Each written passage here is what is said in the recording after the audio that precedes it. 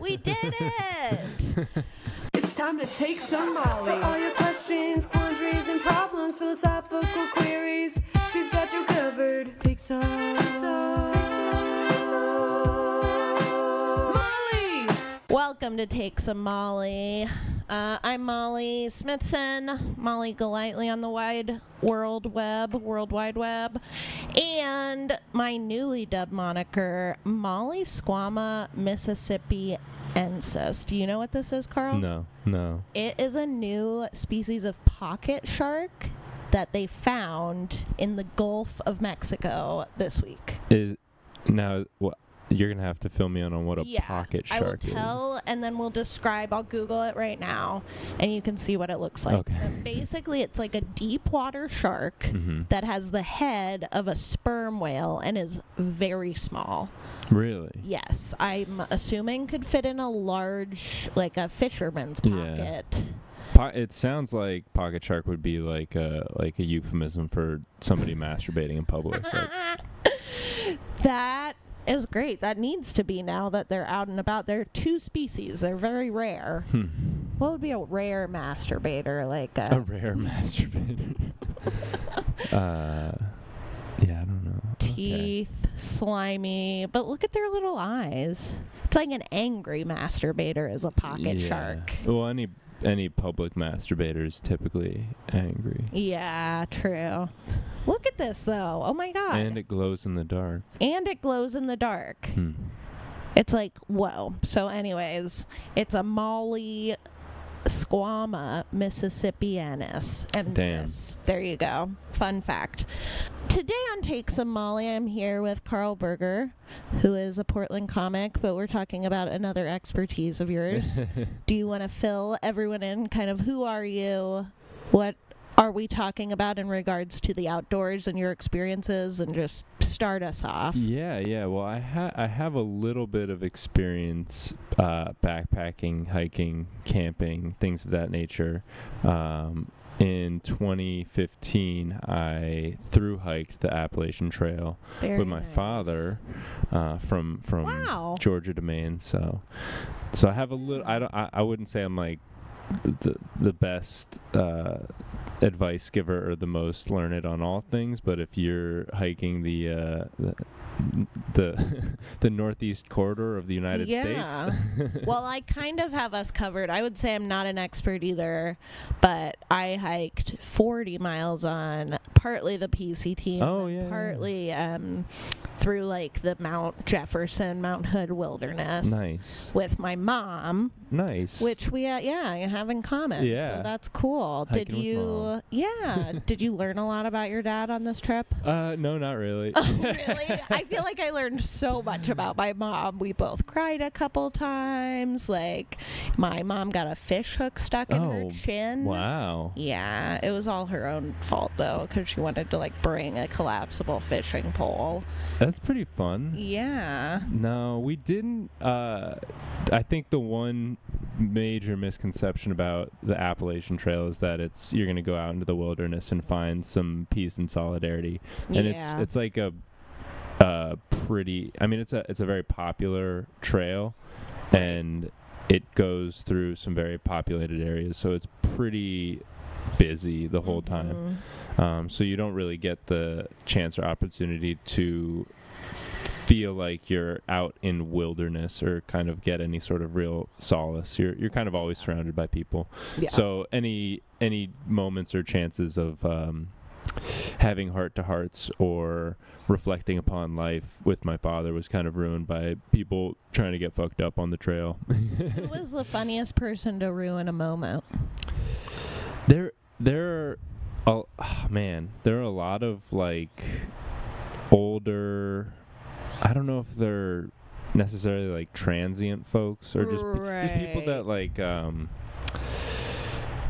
have taken to the AT to kind of either find themselves midlife or in their later 50s who are kind of embracing maybe like a wilder, more free-spirited. They have a hardy life. Yeah. On the trail. So we definitely would run into a lot of these like older folk who would just be like a little too loose, a little too fast and loose. Right. And it's just like, ooh, I don't know if I want to like, I don't know, I don't want to hang out around a campfire with this guy. Yeah. You know? Yeah.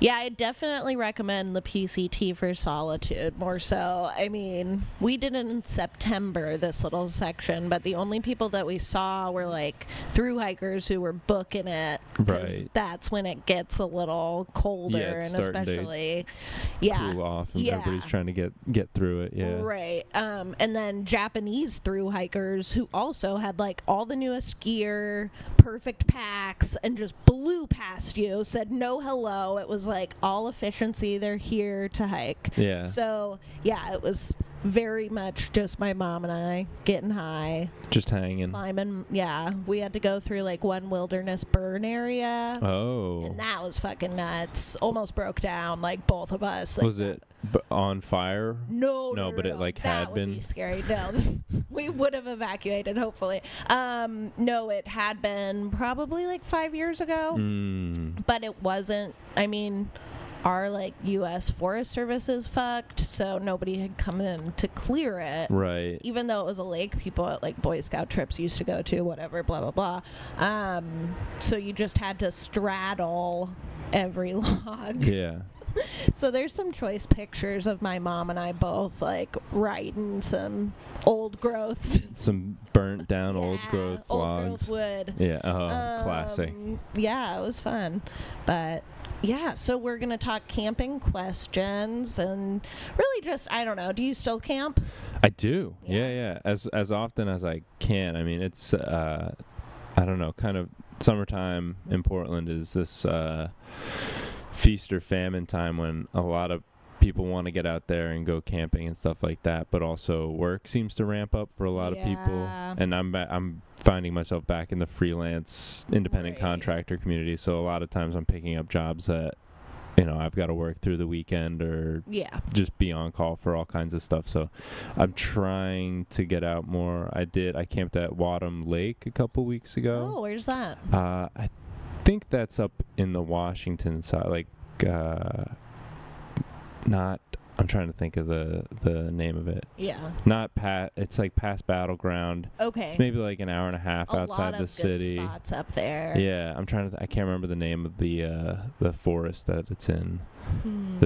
Maybe Gifford Pinchot. Oh yeah. National Forest. How far away?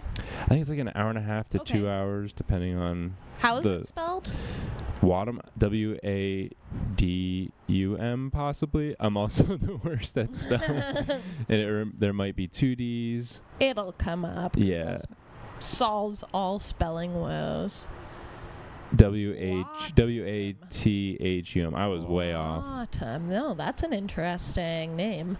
Yeah, that's a really nice. Oh, it's kind of near Eagle Creek. Yeah, it's a really nice little area to camp. You don't have to do a crazy amount of hiking to get down to where the campsites are, but there are trails all around, and then the lake is pretty peaceful. And I think there's what I've noticed in and around like the Portland area is the places that are a little bit more difficult to get to like access, or a little bit further from a parking lot, are a little more pleasant and cleaner. Yes, I was just gonna ask, do you actually car camp or hike in a little way? Yeah, I do both. Yeah. I mean, I don't, turn my nose up at any type of camping, because like car camping is super fun, and you can bring a lot of junk and chairs and a cooler and all like these really nice amenities, but also there's something to be said about hiking in I'm trying to think, the Enchanted Forest. I did that earlier in the summer. Where is that? Not the theme park. Not the theme park. That is in the Olympic National Forest. Oh, so it's a little bit further up in Washington. Wait, the Wonderland Trail? No. I don't know if it's connected to I don't think it's part of the Wonderland Trail, but I think it's just called the Enchanted Valley. And there's a old like hunting chateau, big like 2-story log cabin at the end of this like 14-mile segment of hiking, and you can kind of camp next to it. It's all boarded up. Yeah. But the whole valley is incredibly beautiful. And I hiked it with my girlfriend. However, it was raining, and it was kind of it was just kind of like miserable. But it, you make the best of it. Yeah. Well, that relates to a question. So we'll get into these. Get right into it. All right. Everybody's hiking and camping, but I don't know where to start. What are your favorite ways to find new trails? Do you go to the same spots multiple times? Yeah. Starting, I guess, back from the end of the question to the beginning of the question. Always hike trails that you've been on, because it's like it's never going to be the same. It's kind of like that old a river is, what is it? It's constant but ever changing or something. I don't know. It's kind of impressionistic to hike the same trails and see what's different. I like to go to different hikes, different trails, different times a year to see how the landscape changes and how the view changes and stuff like that. Dog Mountain, I think that's on the Washington side too of the Columbia Gorge. That's always like a really nice hike to do different times a year. I'm not like one of the types of hikers or campers who has like a checklist and like, there's so many things to hike, I can't go back, I can't do the same thing twice because I've got to like check off all these things. And I don't know, the best way to find stuff, I usually just like Google search like hikes, camping. There's a lot of good resources. The Forest Service website does have like a lot of good resources too. And you can print maps, I believe. It's pretty amazing for how underfunded the Forest Service is and the Bureau of Land Management. They do have a lot of like easy to access resources and maps. And if you're just driving out to any national park or any like forest or anything like that, they usually have stations and the people are always pretty nice and very knowledgeable. I think more than anything, like a lot of government branches, it's like they do a great job with the resources they have. And we're not even, I think that's a big misconception too, is people who are entering a forest might say, oh, this trail is marked and so it's going to be well maintained. And that's a big thing, that if you're just Googling, you're going to get the most common trails, and that's a good place to start, because you don't want to be the idiot that gets lost. Also, it's very scary, but very kind of embarrassing for you. 100%. Scary and embarrassing. But looking up information ahead of time, kind of like having a general idea of the map and typography, and like knowing whether or not you're going to lose cell reception. I think a lot of people just rely so heavily on their phone. They're like, oh, we'll go to this place, and if we get lost, I'll like just pull up Google Maps. But you can download maps on Google Maps and like use and Sean did that. My boyfriend did that recently when we went to a Lolly Lake, which is also in Mount Jefferson, kind of same area, but he downloaded the map, and it was a bummer because it didn't have full trail maps, really. So I think you have to set the layers or something. I don't know. Somebody who's more technically savvy could probably create a really dope Google map with various layers. I know there are like apps that you can download the entire PCT or the entire AT. It's like you pay $20, and then you get the different sections as you go, which is similar to a paper map, but then you have to have your phone charged the majority of the time. Like, that might be tough. Was there anything else to that guy? Going to the same spot, finding new trails. One app I do like is called the Outbound. I haven't heard of that. It's Outbound. More of like a filtered search for all outdoor activities. Oh, nice, so like nice. hiking, everything from like boating to just like walking. Like they have different walks in Portland. Yeah. And that one sometimes has like pictures and reviews, so you can kind of get a feel for the terrain. And see what's up. That's always nice. Yeah. So that. I use All Trails and Outdoor Project. Yeah. And I think they have like a free level and then a premium level. Like you can't like download maps on the free level. Right. It's also nice to just like Instagram the actual location, like go like the geotagged location. Yeah. I'll do that for like winter stuff to see what the conditions are like. Yeah. And then just like also laugh at people who've taken really cheesy Instagram photos at like waterfalls and stuff. That's infotainment. Yeah, exactly. Learning, live. Yeah. Live, laugh, learn. Yeah, we're ripping off Jake Silverman's. Jake does that, and then Dylan Carlino also does Love and Light. L's are just a fun. It is a good letter. You know? Yeah. A punchy letter. Yeah, absolutely. There was something I was going to say. Instagram photo. Oh, so winter hiking, do you snowshoe? Do you just really hike like when it's rainy but manageable here in Oregon? Now that I like not having to hike through awful weather, I would opt to not do that. Right. But yeah, winter hiking, I do a lot of snowshoeing or just hiking in kind of wintry conditions. I don't cross country ski. I don't actually do any like winter sports. Yeah, me I just neither. wasn't brought up that way. So I know Portland's like a huge town for skiing and snowboarding and stuff like that, but I ain't got time for that. But you grew up in Maine. I grew up in Maine, yeah. The other Portland, outdoor capital, I'd say, of the East Coast. Sure, yeah. Where did you grow up again? A town called Boothbay. Okay. It's like mid-coast, and it's about an hour north of Portland, Maine, on the coast. A small town. I think we had a population of like about 5,000 within like the combined 5 towns in our little peninsula. Yeah, interesting. It sounds quaint. It's like a kind of becoming more and more of like a summer destination. Cool. And vacation spot. But in the winter, it like, man, everything really shuts down, and there'd be maybe like 3 bars open in the wintertime and like a couple of restaurants that stay open. Yeah. And 1 grocery store. And you really have to like, if you want to go enjoy, I was going to say if you want to enjoy life, but if you want to like seek out entertainment in any way, you had to like drive 45 minutes to an hour to go to a movie theater or like. Yeah.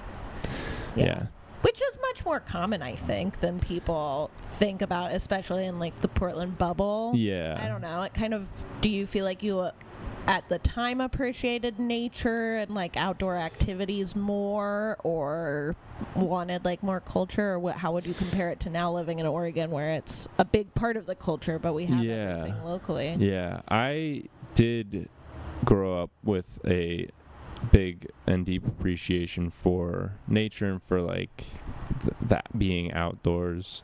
My mother worked for like our local land conservation Boothbay Region Land Trust is what she worked for back then, and she's since moved to a different land preservation organization. So like hiking the trails around town and stuff like that was like a weekly activity. Getting involved in different like cleanup projects and stuff like that was a part of my experience growing up. And I went to I did a semester at like an alternative styled high school when I was when I was a junior in high school. That was like outdoor education / farming based. Wow. Did you have like a specialty, or it was just kind of learning about it was fisheries and forestries and husbandries and a lot of that? It was learning about organic farming and land preservation and stuff like that, and Yeah. community building through those avenues. Pretty like hippie progressive stuff. That's cool, though. I think that's making, especially in terms of like accessibility in the wilderness, making a comeback. Yeah. And on to our next question, or another. Well, let's see. Camping seems like a rich white people thing, which is so true sometimes. What are some ways people who didn't grow up in the outdoors can be more comfortable hiking and camping? I don't know if I can comment on this as a white woman, so I would say, Yeah, as a woman, I can say it's tough Yeah. to get into it and know what or not even know what you're talking about, pick up knowledge from people, be comfortable enough Right. to be knowledgeable and speak to that knowledge. Right. And then also just like going out in the wilderness alone is not something that's that viable, Right. Yeah. That's yes. Yes. Is the short answer. Yeah, it's I think that hiking and camping has been kind of co-opted by like that bougie white person. Yeah. Kind of like I feel the same way about like surfing or Right. skiing or snowboarding or any of that, where it's like that does all of that to me seems like it takes a lot of money and equipment and time and energy Yeah. put into it, when it like at the same time it's like, well, I got to work and make money to just survive in this world. Right. I think that like camping and hiking and backpacking can be done super affordable and cheaply. Yes. And like you don't need all of the trappings or all of the high-end top quality boots, backpacks, gear and Right. stuff like that. There were a lot of people that just on the Appalachian Trail that we met that like pretty much started their hike with nothing. Wow. There's a pretty interesting not mentality or not really mantra or lifestyle on the trail, but there's this idea of like leaving behind items that like are slowing you down or that you don't need, just like leaving them in different places, like, or like they have these hiker boxes.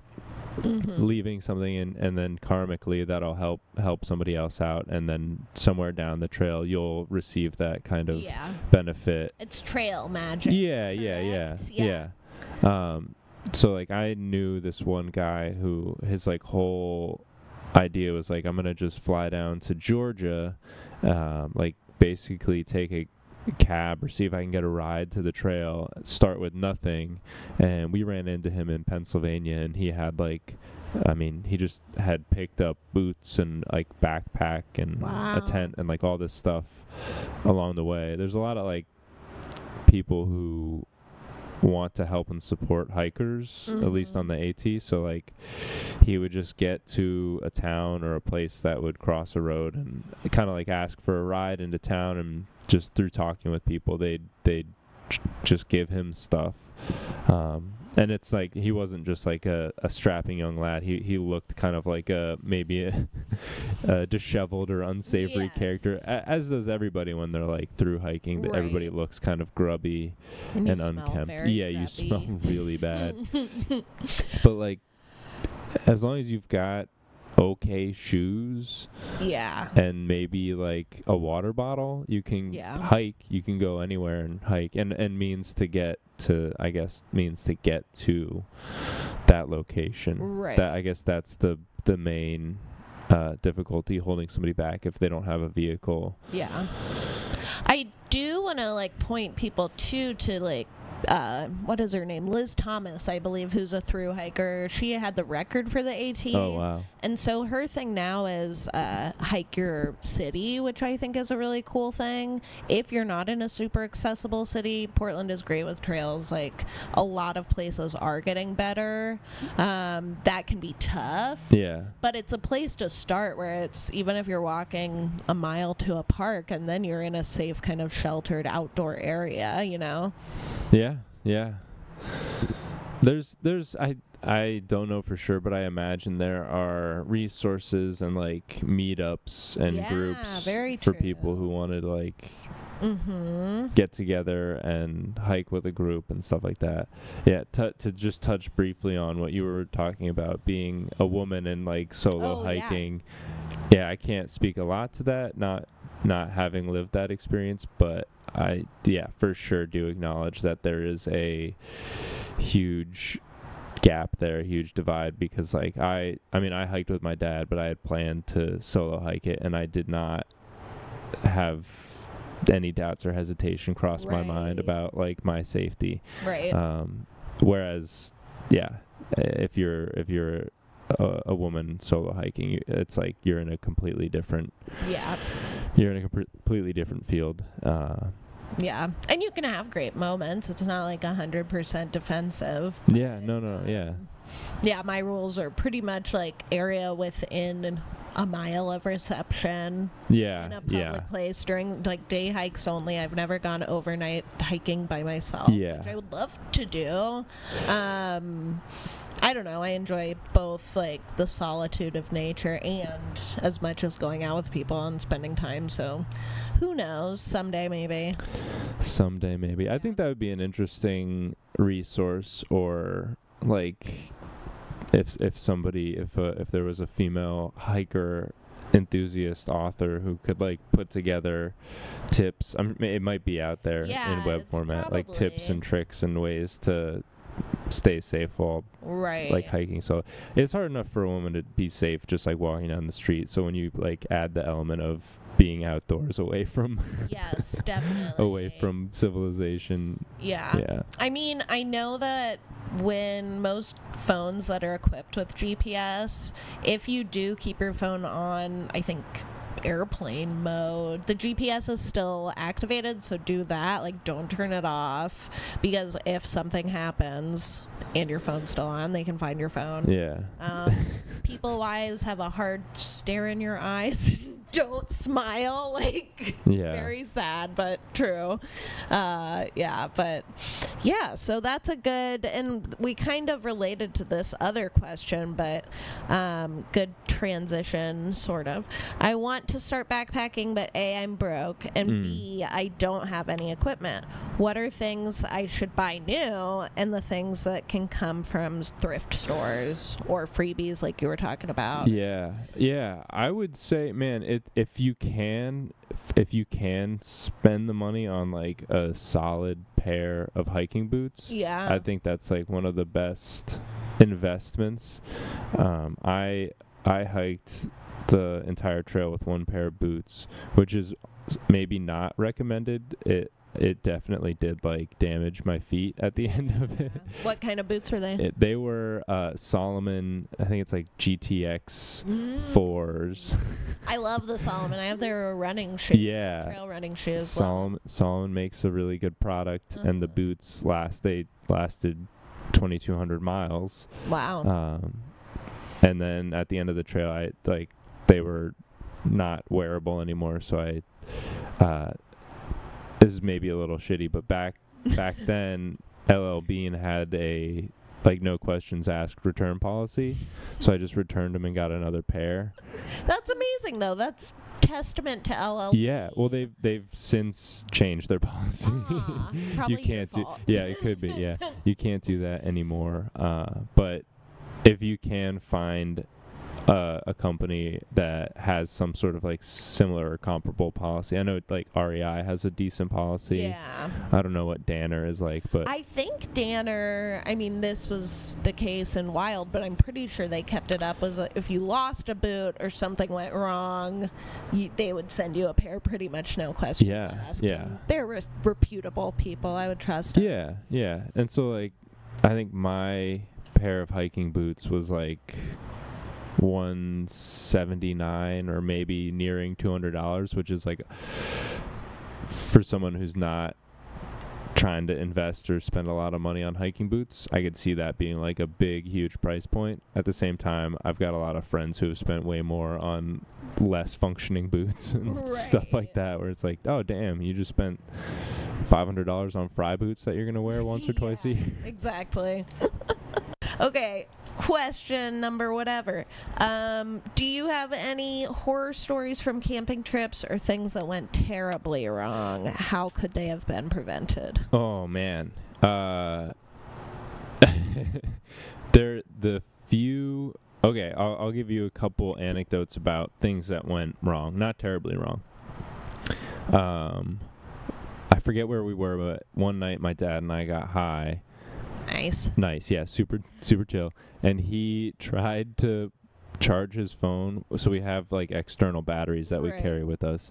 But he was plugging in the micro USB thing that would charge his external battery. He was trying to plug that into his iPhone jack, which this all sounds like super like first world problems. Like he was trying to plug his external battery into his. My dad didn't understand technology.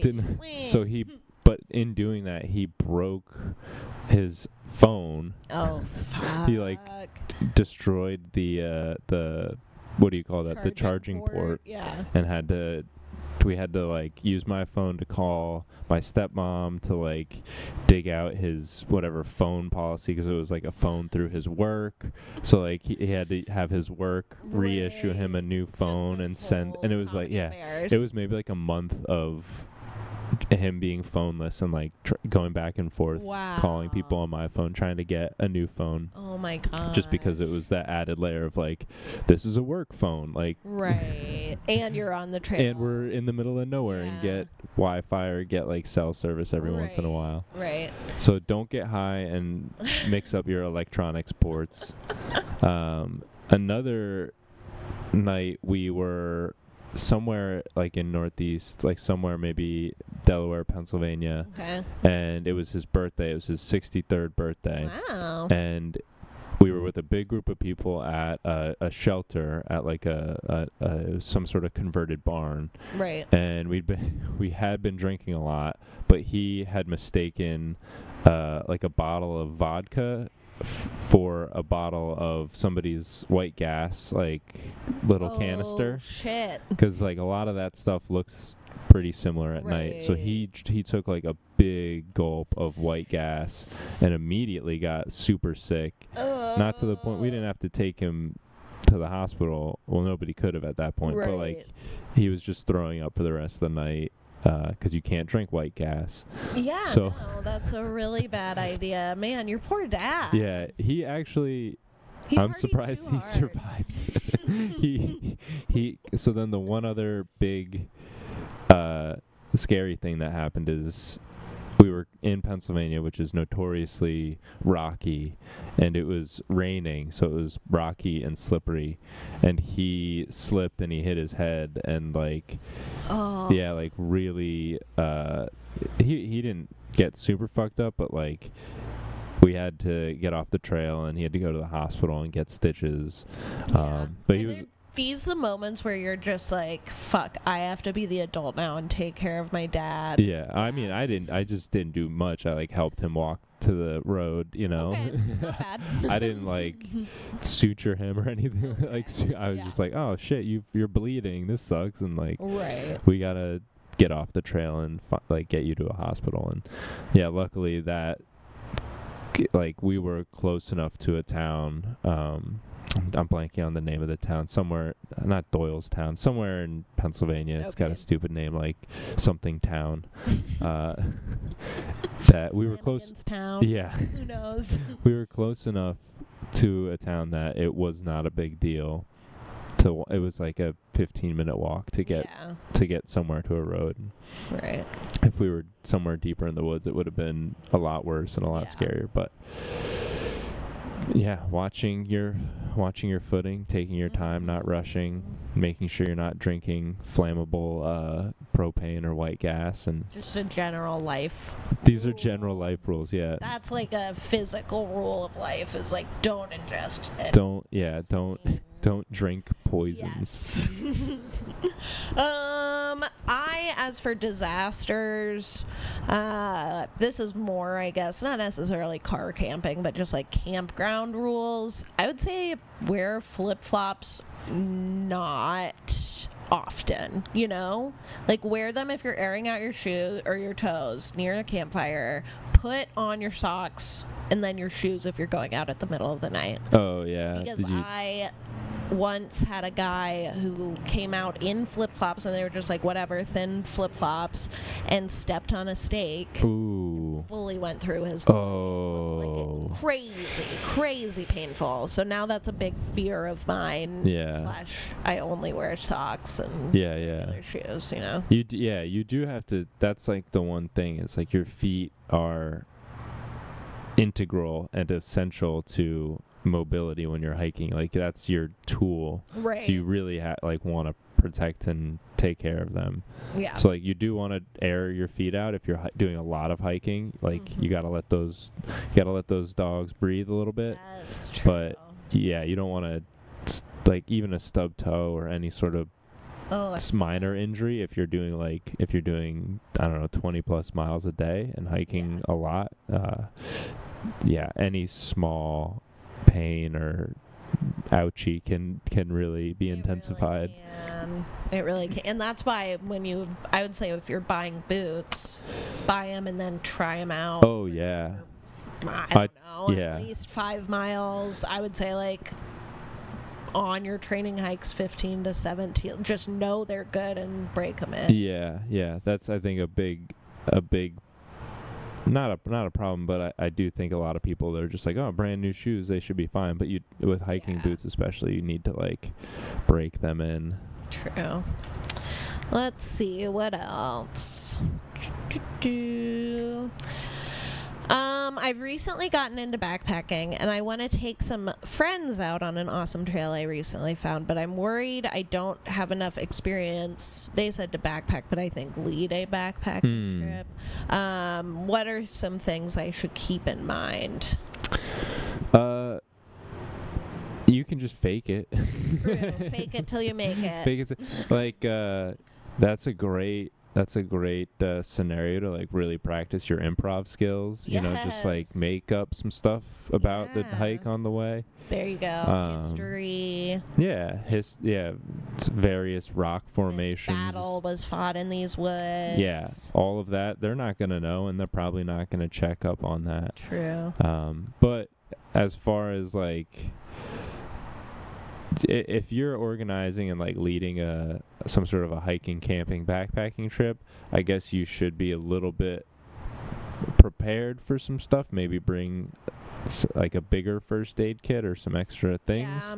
But at the same time, if you're going with a group, the whole group should be kind of looking out for one another and on the same page as far as everybody's safety and well-being. People probably have camping experience. I don't know. I've gone camping with friends who are not as skilled, but like just backpacking in 1 or 2 miles can be perfect. Oh yeah. You have some space. You can go explore other trails, you know. Yeah. If you want to get like really advanced, you can take wilderness first responder courses. I don't know if if community centers, YMCA's, JCCs, if they put them on, or you can probably find one at like a local community college. Even your local outdoors store will know and be a good resource. Next Adventure might even put them on, or like they'll have the information. Definitely. That, I mean, if you want to if you're somebody who's maybe interested in like really getting to know what to do in wilderness situations, and like you're maybe a little bit more cautious or worried about like taking longer hikes with people, it's not a crazy investment to get that certification, and then I think you'll feel like a lot better about what to do if somebody trips and breaks their femur, you know. And then it's like, all right, how do we get Jared out of the woods with a broken femur? I feel like everyone who's an anxious person that's gone in the woods has pictured like that kind of brick where it's like, oh, the leg bone's sticking out and it's night. Yeah. Luckily, I have not had to encounter any of those. Man, it's like at that point, hope that your cell phone works.